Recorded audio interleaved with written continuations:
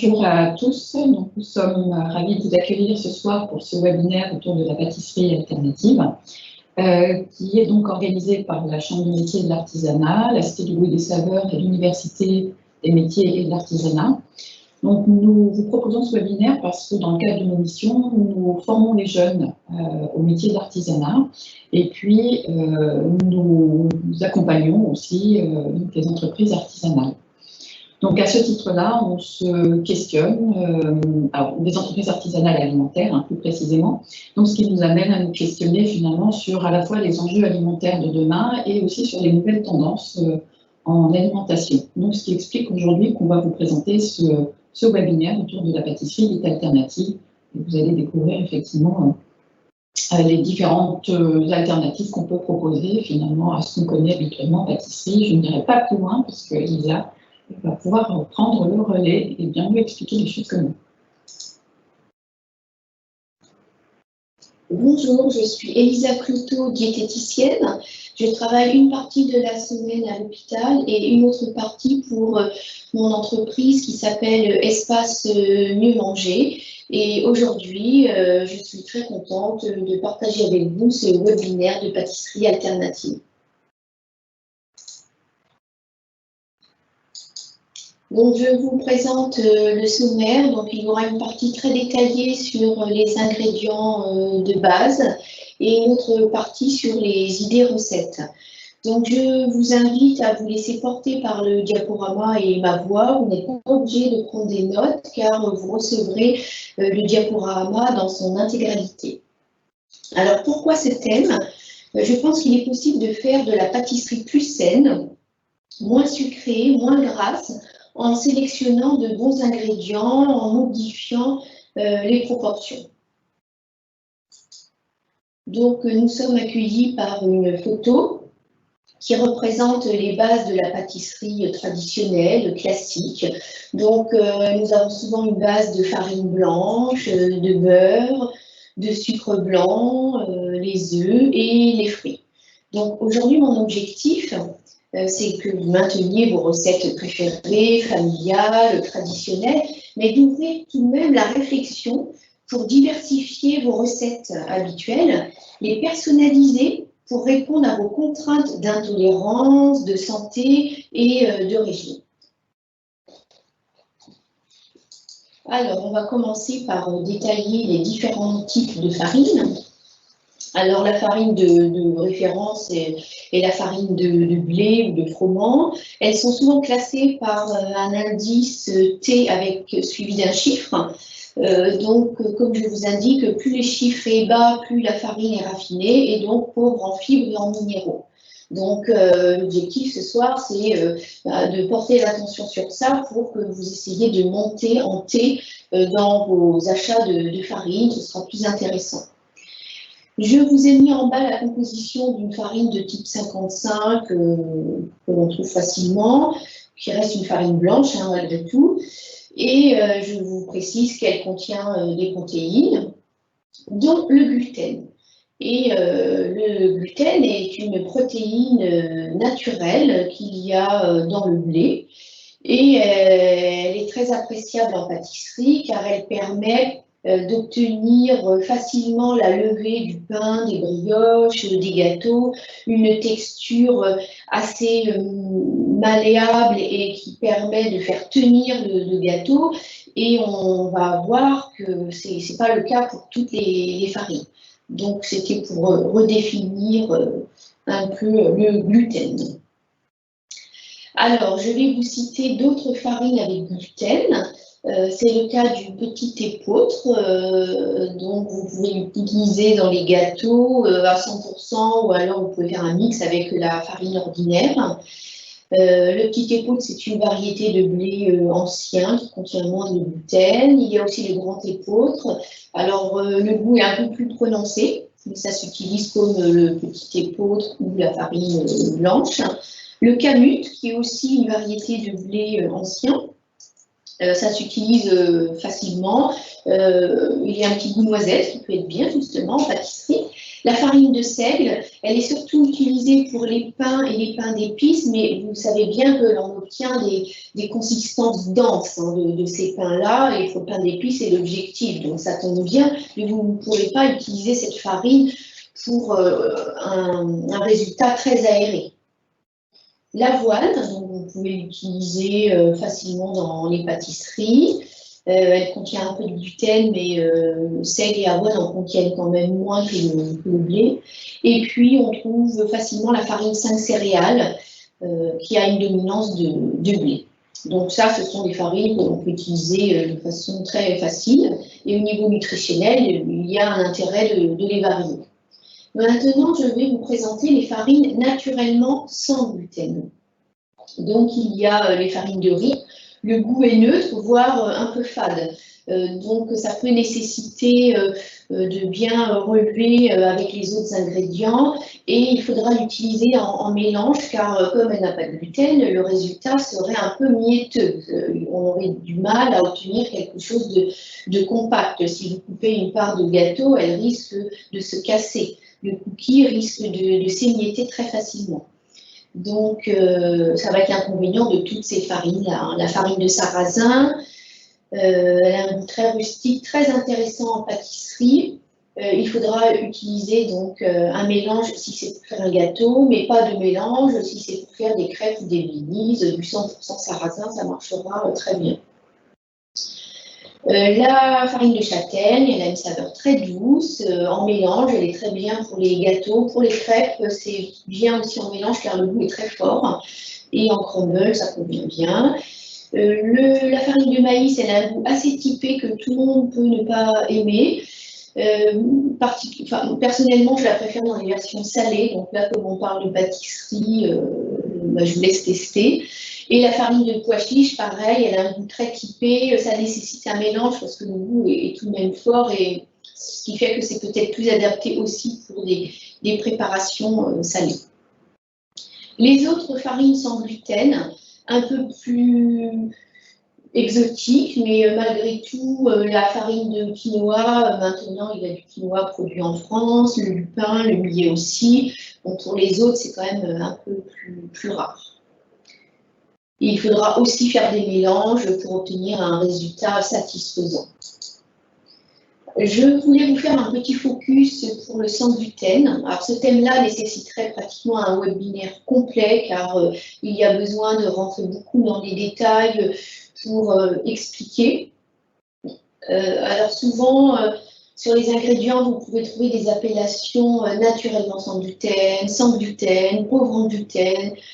Je vous ai mis toute la liste et c'est pas toujours facile de s'y retrouver.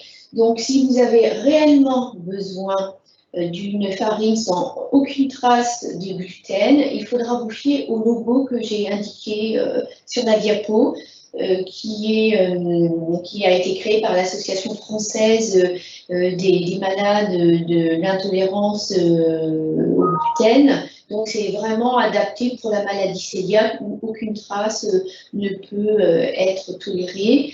Donc, cette maladie-là, il ne faut pas la confondre avec les intolérances, les allergies, les contaminations croisées. C'est encore un autre sujet et d'autres problématiques. Alors maintenant, les substituts classiques de farine que l'on connaît depuis très longtemps, c'est la fécule de maïs, la maïzena. Vous pouvez remplacer 100 g de farine par 60 g de maïzena. Si vous ne faites pas ce petit calcul, vous risquez d'obtenir des desserts beaucoup trop compacts. Pour la fécule de pommes de terre, c'est un peu pareil. Vous avez aussi des substituts avec apport en lipides, donc en matière grasse. C'est le cas des poudres d'oléagineux qui sont très utilisées en pâtisserie, la poudre d'amande et la poudre de noisette. Donc, c'est souvent utilisé en association avec une farine. On obtient un goût très, très gourmand, une texture onctueuse. Mon coup de cœur en tant que diététicienne, c'est la linette.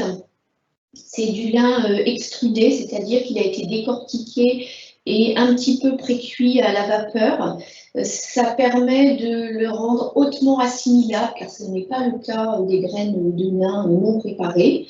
Et ça permet un apport en oméga 3 très intéressant. Donc pour l'utiliser, il faut faire un petit calcul en remplaçant 10% du poids de farine de votre recette. Donc c'est particulièrement bien pour les gens qui ont des déficits d'apport en oméga 3, pour aussi les enfants qui ont des peaux atopiques, ils ont souvent un déficit en oméga 3. Donc voilà, c'est quelque chose à découvrir. Les autres substituts de farine. Alors le son d'avoine, moi je l'utilise très souvent en atelier cuisine.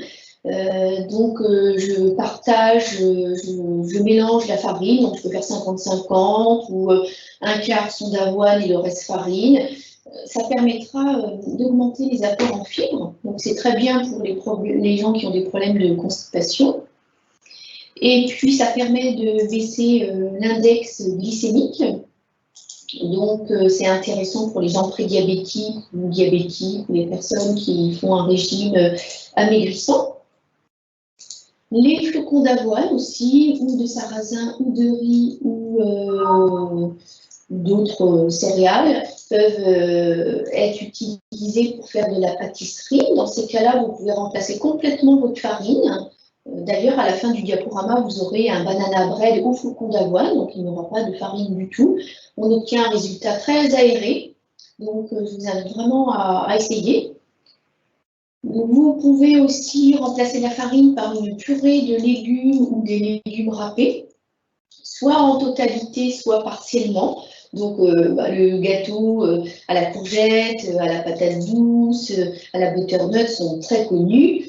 Et puis le carotte cake aussi avec les carottes râpées. Donc ça, je pense que vous connaissez déjà. Et puis les légumes secs peuvent permettre de remplacer la farine en totalité ou partiellement. À chaque fois, je vous propose les deux parce que ça dépend un peu de la texture que vous souhaitez au final, et ça dépend du type de pâtisserie vers lequel vous vous orientez.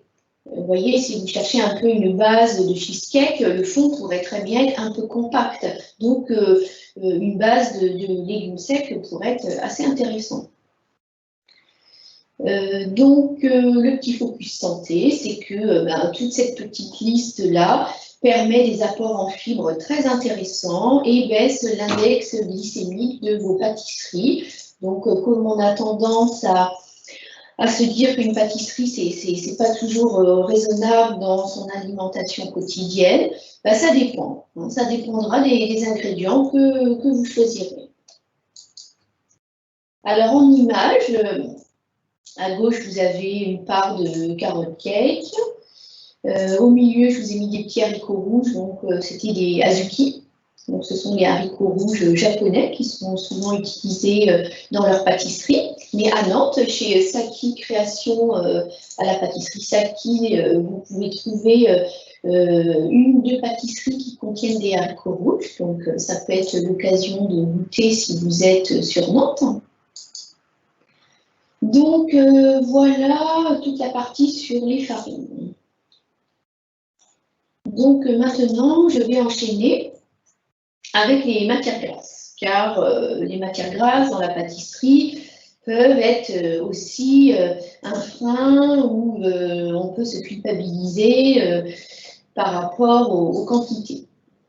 Alors, on va distinguer dans un premier temps les matières grasses animales. Donc, je vous ai fait une petite liste avec le beurre en haut, en vous précisant les lipides et les calories.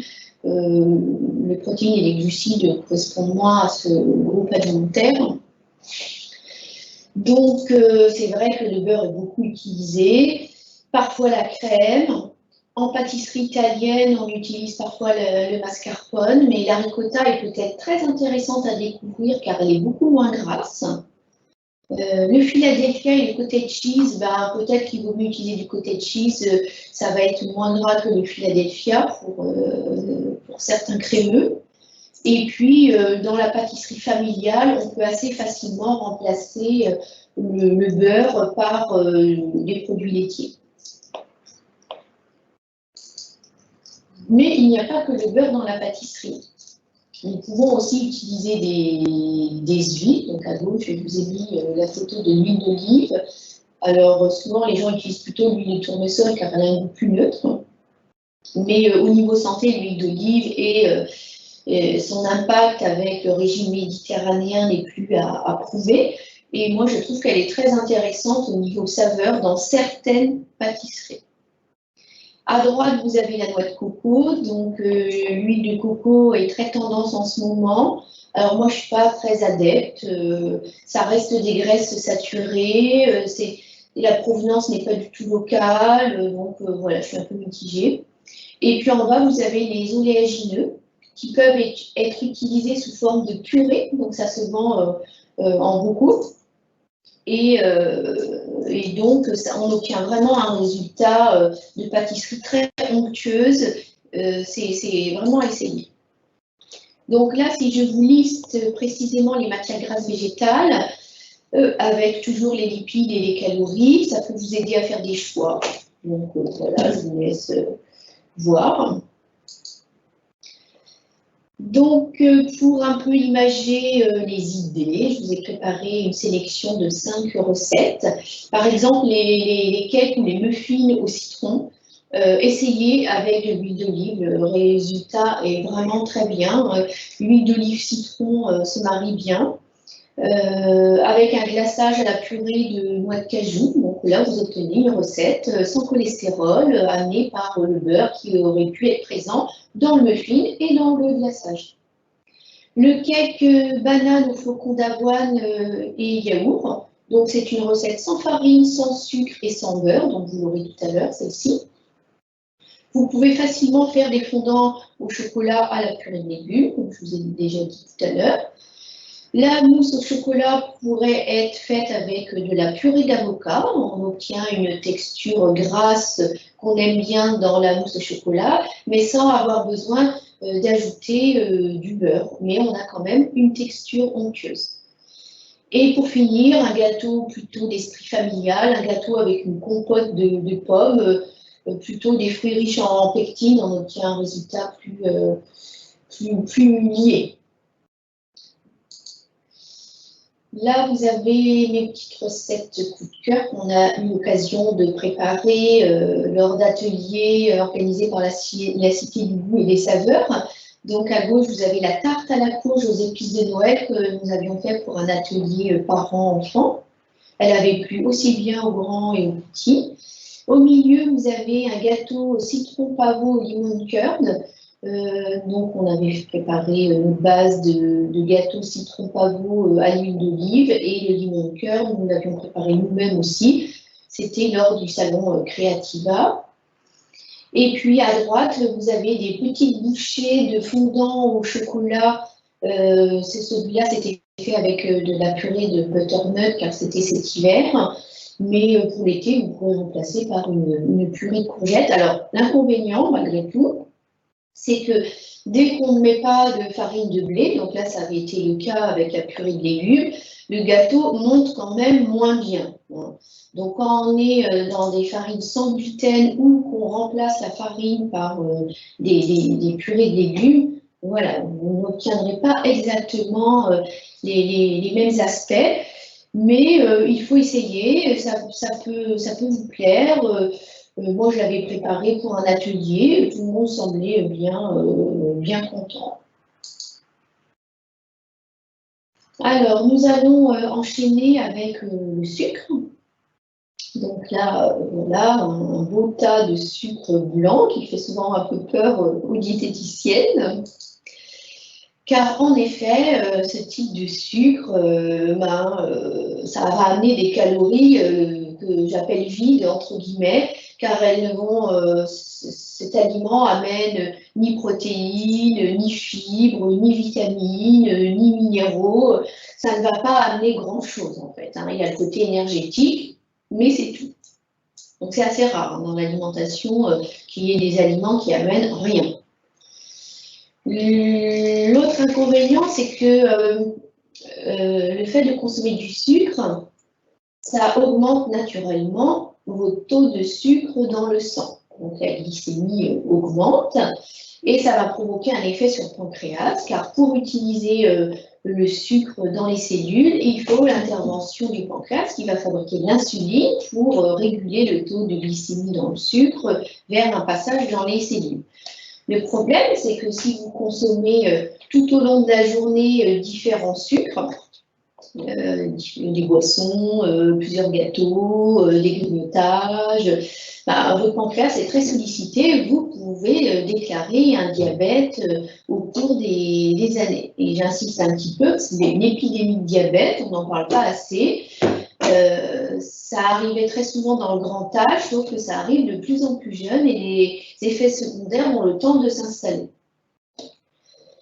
La consommation de sucre aussi varie en fonction de l'index glycémique de l'aliment. En fait, l'index glycémique, c'est un critère de classement des aliments contenant des glucides, en fonction de la glycémie qu'il provoque quand on le consomme. Donc nous, en consultation, en tant que diététicienne, on vous accompagne s'il y a besoin d'apprendre à gérer les index glycémiques en vous donnant des listes d'aliments pour repérer les aliments à index glycémique bas, moyen ou haut.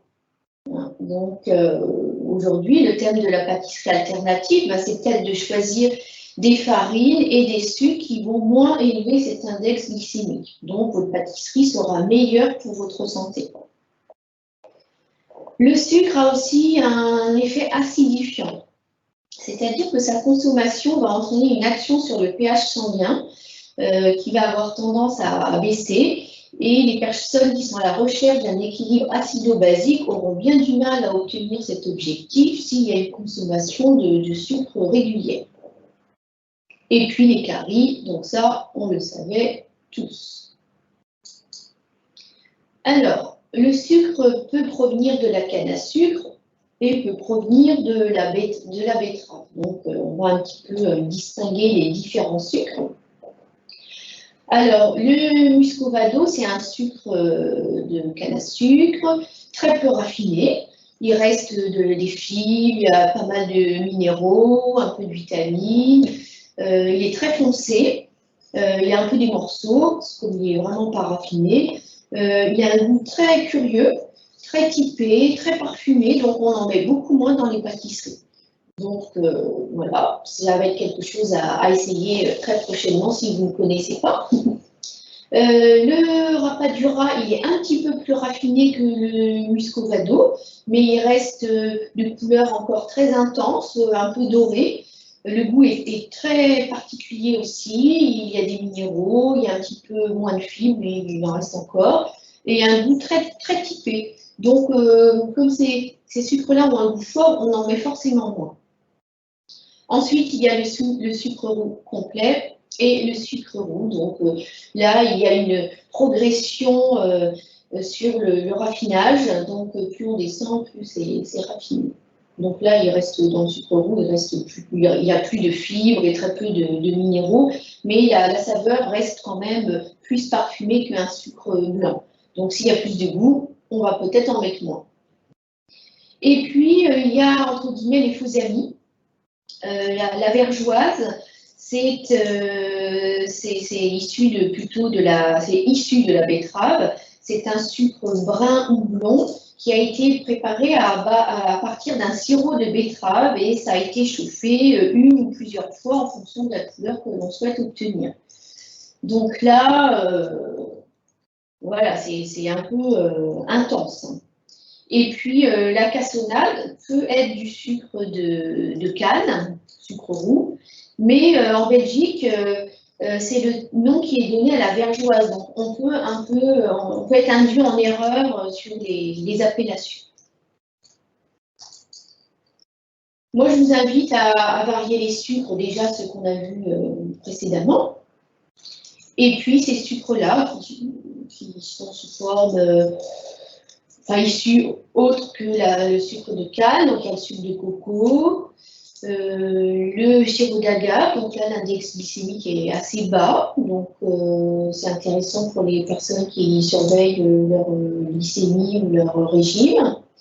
Le miel, alors ça dépend de la qualité des miels et ça reste quand même un index glycémique relativement élevé, donc c'est un produit naturel, sain, mais il faut tout de même se méfier des quantités. Le sirop d'érable, ça reste quand même élevé aussi.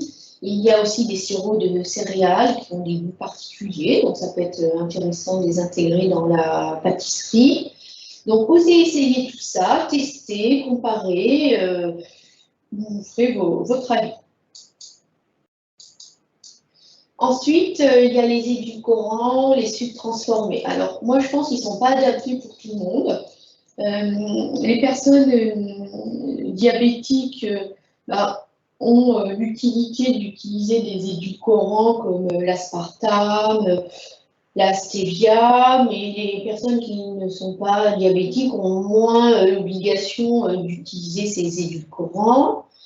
Après, il y a les sucres très transformés comme les sirops de fructose et les sirops de glucose. Donc, c'est pas très recommandé, hein, ça fait bien monter votre taux de glycémie. Je reviens sur la stevia, il y a plusieurs formats. Quand c'est la plante pure, on n'en trouve pas facilement. Ça se vend en poudre verte, c'est un goût un petit peu de réglisse, c'est poudreux, donc c'est pas toujours facile à intégrer dans les pâtisseries. Si c'est pour sucrer son café, ça marche pas trop parce que c'est un peu épais et le goût modifie le café. Mais les stevia que l'on trouve la plupart du temps en grande distribution sont associés à des agents de charge. Donc là, on ne retrouve pas du tout le goût gênant de la stevia, mais j'avoue que je ne sais pas exactement ce qu'il y a dans ces agents de charge. Ce n'est pas indiqué sur la composition. Alors, quelques astuces pour sucrer ou pas. Alors, dans les desserts au chocolat, moi, je pense que vous pouvez essayer de rien mettre. Un fondant au chocolat, avec un bon chocolat, le petit côté amertume du chocolat, c'est la caractéristique du chocolat. Donc, si on l'aime, on peut peut-être l'apprécier sans sucre. Les desserts avec de la banane, c'est pareil, hein, c'est un fruit naturellement bien dosé en sucre naturel, on peut se passer de sucre. On peut aussi essayer de remplacer le sucre par quelques fruits secs réhydratés et mixés, donc ça peut être quelques dattes. Donc comme ça, vous amenez des fibres, des vitamines, des minéraux, donc ça vous sert à quelque chose, ce sucre fruit. On peut sucrer avec de la compote, donc dans ces cas-là, on peut aussi fortement diminuer la proportion de sucre. Si vous mettez des épices dans vos desserts, vous aurez certainement la possibilité de mieux baisser l'apport en sucre. Vous pouvez aussi réduire du jus de fruits, donc à petit feu pendant à peu près 20 minutes. Donc vous allez obtenir un sirop de fruits naturel qui peut être intégré dans des préparations. Donc certaines pâtisseries fonctionnent comme ça maintenant. Il y a vraiment une démarche de moins sucré. Alors la bonne dose de sucre. Alors pour trouver la bonne dose de sucre, il vaut mieux commencer directement lors de l'éducation au goût chez le jeune enfant. Par exemple, dans le quotidien, d'apprendre à mettre une petite cuillère à café de sucre dans un yaourt, mais pas forcément une cuillère à café bombée. Ce sont des petits détails, mais ça fait la différence ensuite sur l'appétence vers le sucre. D'alterner aussi les produits laitiers aux fruits, à la vanille, au chocolat, ce type de dessert, avec des yaourts nature ou des fromages blancs nature, que l'enfant pourra malgré tout sucrer, mais ce ne sera jamais autant concentré que quand on achète déjà des desserts lactés à sucrés. Et donc, si l'enfant est habitué à alterner ses goûts, il va mieux supporter plus tard à gérer son sucre.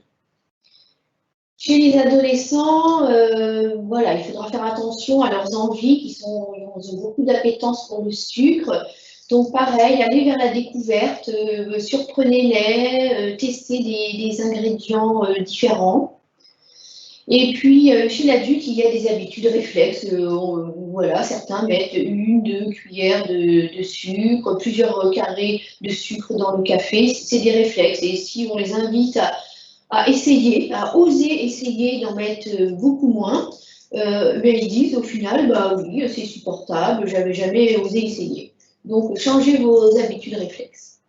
Il y a une question concernant l'addiction au sucre. Hein. On entend parler aujourd'hui de plus en plus. Est-ce que c'est vrai ou pas? Est-ce que finalement le corps peut réagir et aller jusqu'à l'addiction? Oui, oui. C'est pour ça que l'éducation chez le jeune enfant ou l'adolescent est importante pour y être moins sensible, donc de moins récompenser, de moins consoler l'enfant avec quelque chose de sucré pour faire passer une tristesse, une petite blessure.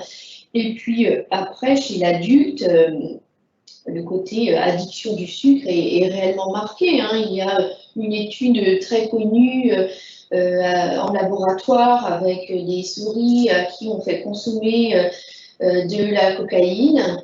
Après, elles sont sevrées. D'autres jours, elles ont le sucre. Et un autre jour, on leur fait la proposition des 2 produits et les souris vont choisir le sucre. L'action sur le circuit de la récompense est très actif. Et donc, c'est compliqué. C'est compliqué.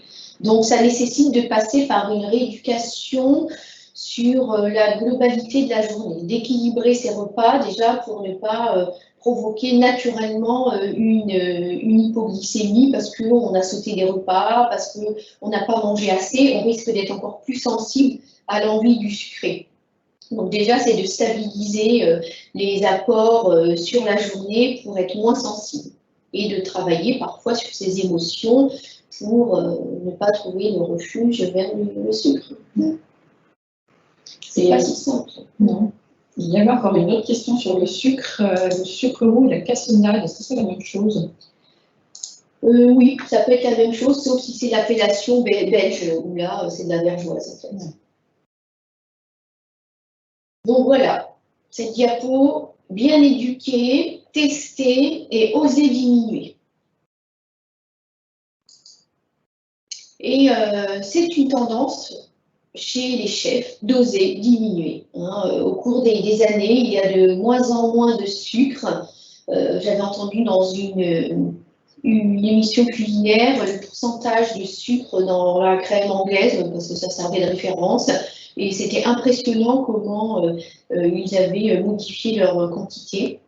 Nous sommes à la recherche de beaucoup plus de saveur, de fraîcheur, de mettre plus en avant le goût du fruit ou des ingrédients de la pâtisserie que de cacher un peu tout ça par le sucre. On le voit bien dans les émissions culinaires actuelles. À chaque fois, les candidats sont orientés pour ne pas trop sucrer les pâtisseries.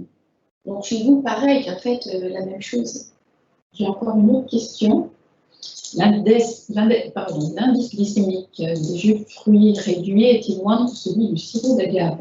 Une question très précise. Ah oui, bah là, j'avoue que je ne pourrais pas répondre. Hein. Je pense que ça doit être à peu près équivalent. Il n'y a pas le fait de concentrer le sucre des fruits, ça les concentre. Hein. Après, c'est du sucre non ajouté, c'est issu des fruits. Mais peut-être, c'est fort possible que l'index glycémique soit plus bas pour le sirop d'agave. Donc, plus de questions, Karine, pour l'instant? Pour l'instant. D'accord. Alors, je continue malgré tout sur les sucres avec des associations. Parce que, comme je vous ai dit de varier les sucres, certains ne vont pas avec tout. Alors, le chocolat peut aller avec un peu de rapadura et vous n'en mettrez certainement pas beaucoup puisque le chocolat a déjà une note sucrée et que le rapadura est très parfumé. Donc, ce sera juste un petit équilibre si le côté amertume ou acidité du chocolat vous gêne. Les agrumes, globalement, vont très bien avec le miel et les fruits rouges avec le sirop d'agave. Donc, nous allons quitter le chapitre sucre pour aller vers les œufs. Alors, pour les œufs, eh bien, il faut prendre en compte la qualité de l'œuf. Si vous êtes dans une démarche d'une pâtisserie plus saine, donc vous savez bien qu'il y a des catégories d'œufs. Ensuite, je vais repréciser la composition du blanc d'œuf. C'est essentiellement de la protéine. Et puis dans le jaune, c'est plutôt la partie grasse, phospholipides, mais vitamine A. Donc elles ont des compositions nutritionnelles différentes. Et puis par rapport à l'œuf, ben, voilà, l'attente du consommateur végétarien, voire vegan, peut orienter vers une pâtisserie sans œuf chez le pâtissier ou dans votre famille. Donc c'est pour ça que je vais développer un peu les solutions. Et puis il y a aussi les personnes allergiques à l'œuf, ça arrive très souvent chez les jeunes enfants. C'est pas toujours définitif, mais pendant cette phase-là, il faudra trouver des alternatives. Alors les substituts possibles pour faire l'équivalence pour un œuf. Donc, je vous ai fait ce petit tableau, mais je vous ai dit, hein, vous récupérez le diapo, donc vous n'êtes pas obligé de noter tous les chiffres. On peut utiliser du tofu soyeux, du yaourt, c'est à peu près un demi-pot de yaourt qui correspondrait à un œuf pour un gâteau. Après, il y a des préparations qui ne conviendront pas. Hein. Par exemple, un flan ou un clafoutis, ça ne va pas tenir en fait. Hein. Ça dépendra un peu de votre type de pâtisserie. Les compotes riches en pectine comme pomme ou pomme-coin, pomme-coin c'est plutôt bien. Donc un demi-petit pot individuel pour remplacer un œuf, la purée de légumes, une demi-banane, l'agar-agar, donc si vous voulez quelque chose d'un petit peu qui tienne un peu plus, ça peut être intéressant. Et puis la maïzena ou la fécule, vous pouvez en diluer une cuillère à soupe dans 2 cuillères d'eau et vous allez obtenir un liant qui va un peu remplacer l'effet de l'œuf. Vous pouvez aussi remplacer l'œuf avec certaines farines qui sont riches en lécithine. C'est le cas de pois chiches, du pain, soja. Donc, il faut faire votre petit calcul pour remplacer un quart de la farine de blé. Vous avez aussi des farines pré-cuites, dites souvent crème. Donc, ce n'est pas des petites briquettes liquides, hein, c'est souvent rangé à côté des farines. Donc, on peut obtenir un liant aussi. Donc, je vous ai mis les proportions pour la crème pâtissière. Donc, on n'aura évidemment pas le même goût, la même texture, mais ça se rapproche. Donc, ça peut vous aider si vous avez un enfant allergique à l'œuf. Avec les graines aussi, ça marche assez bien parce qu'il y a un côté très gluant. Donc, ça peut être des graines de lin moulu avec un petit peu d'eau, des graines de chia avec un peu d'eau. Vous faites gonfler au moins 10 minutes et vous allez obtenir quelque chose d'un peu gélatineux et ça va remplacer l'équivalent d'un œuf. Ce qui est très connu depuis quelque temps, c'est l'aquafaba. C'est le jus de pois chiches. Donc, si vous achetez des pois chiches en conserve, faites attention parce que maintenant, il y a des conserves sans jus. Donc, vous ne pouvez pas faire la recette. Donc, regardez bien que c'est avec jus. Et ça marche extrêmement bien. Je me demande si ça ne monte pas plus vite que de monter les blancs d'œufs. Donc, vous prenez le jus, vous prenez votre batteur et puis vous mixez quelques minutes et vous allez obtenir quelque chose de blanc, exactement comme le blanc d'œuf. Donc, je vous ai mis les proportions. Donc, pour les mousses, c'est fantastique. Donc, tout à l'heure, je vous ai mis une recette, vous pouvez l'essayer. Donc, pour les macarons, j'avoue que je n'ai pas essayé. Là, je vous laisse tester. Ça devait être plus compliqué. Oui, les macarons, c'est déjà un peu compliqué. Et pour finir, à propos de l'œuf, j'avais 2 petits détails à vous préciser. Pour les personnes qui sont allergiques à l'œuf, il existe un substitut du commerce qu'on trouve seulement sur Internet ou dans des épiceries spécialisées diététiques. Ça peut être très pratique pour des très très jeunes enfants en fait, parce que c'est facile à doser. Ça peut être sécurisant si votre enfant est invité à un anniversaire chez quelqu'un. Donc Moi, ma fille, quand elle était jeune, elle a eu cette allergie et j'utilisais ça. Pour l'école, quand ils faisaient des ateliers, ils acceptaient aussi. Bon, voilà. Et puis pour dorer les gâteaux, il n'y a pas toujours besoin de casser un œuf. Vous pouvez utiliser un peu de lait, animal ou végétal, ou du sirop d'agave un peu dilué avec de l'eau et vous passez le pinceau sur vos brioches, ça marchera très très bien. Alors là, eh bien, je vais vous proposer quelques recettes. Donc, cette recette est sans farine et sans beurre.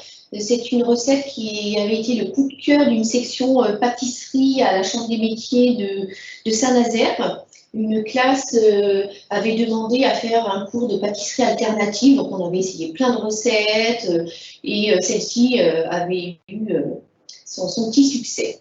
Donc, comme vous pourrez récupérer la recette, vous pourrez la faire. Donc, j'utilise des haricots blancs cuits. Donc, soit vous le faites vous-même si vous avez le temps, sinon vous achetez en conserve, mais méfiez-vous, regardez bien pour essayer de trouver une conserve simple où c'est pas parfumé avec du laurier, du thym. Il vaut mieux trouver une conserve plutôt neutre. Donc, il y a un peu de sucre, de vanille, rhum. Purée d'amande, hein, je vous parlais de ça tout à l'heure pour remplacer le beurre, on obtient vraiment une saveur et une texture très très bien. Et vous avez le déroulé de la recette que vous récupérerez plus tard. Là, vous avez la recette du banana bread au flocon d'avoine. Vous constatez bien qu'il n'y a ni farine, ni beurre, ni sucre. Donc, je l'ai refait pour la énième fois cette semaine pour un atelier à l'hôpital et ça a bien marché. Là, vous avez deux mousses au chocolat. À gauche, elle est à base de tofu soyeux et à droite, elle est avec le jus de pois chiche. Donc, vous voyez, sur une seule diapo, j'arrive à mettre deux recettes. Donc, elles sont vraiment très courtes. C'est très, très simple. Il faut juste penser à la faire la veille ou le matin pour le soir. Il faut quand même le temps que ça prenne. Donc, le tofu soyeux, aujourd'hui, j'en ai pas trop parlé. Nous en avions pas mal discuté lors du webinaire précédent qui était sur le thème de l'alimentation végétarienne. Donc, vous en trouvez facilement maintenant au supermarché au rayon frais ou sinon en magasin diététique. Donc, n'achetez pas du tofu carré, hein, celui qui est très ferme et qui ressemble à la feta, ça ne marcherait pas du tout. Hein. Il faut vraiment que sur l'étiquette, ce soit écrit tofu soyeux. Donc, ça se vend en barquette et c'est un peu comme du fromage blanc gélifié. Et ma dernière diapo, voilà, c'est pour vous dire que la pâtisserie alternative, c'est de la pâtisserie adaptée en fait à votre philosophie. Si votre souhait c'est de manger une pâtisserie qui contient des éléments positifs pour votre santé, c'est une source de créativité. Donc si vous avez cet esprit-là, lancez-vous dans l'aventure en testant différents ingrédients. C'est très adapté pour améliorer le confort digestif parce qu'il y a plus de fibres, il y a moins de beurre, donc on gagne forcément en confort. C'est bien adapté aussi à notre sédentarité, puis surtout en ce moment, parce que c'est quand même une pâtisserie censée être moins riche. Et puis à sa santé, si vous êtes concerné par des allergies, le diabète, les maladies cardiovasculaires, l'insuffisance rénale ou un régime amaigrissant, ben voilà, cette pâtisserie peut avoir sa place et comme ça, la gourmandise et le plaisir de partager resteront. Donc voilà, j'ai fait ma conclusion. Donc la séance se termine. Je vous remercie d'y avoir participé. Je vous invite à aller régulièrement sur mon site internet Espace Mieux Manger pour y découvrir les recettes dans les e-books et d'aller régulièrement sur le site de la Cité du Goût et des Saveurs pour connaître toutes les dates de webinaires, de rencontres, d'ateliers cuisine. Voilà. À très bientôt. Merci.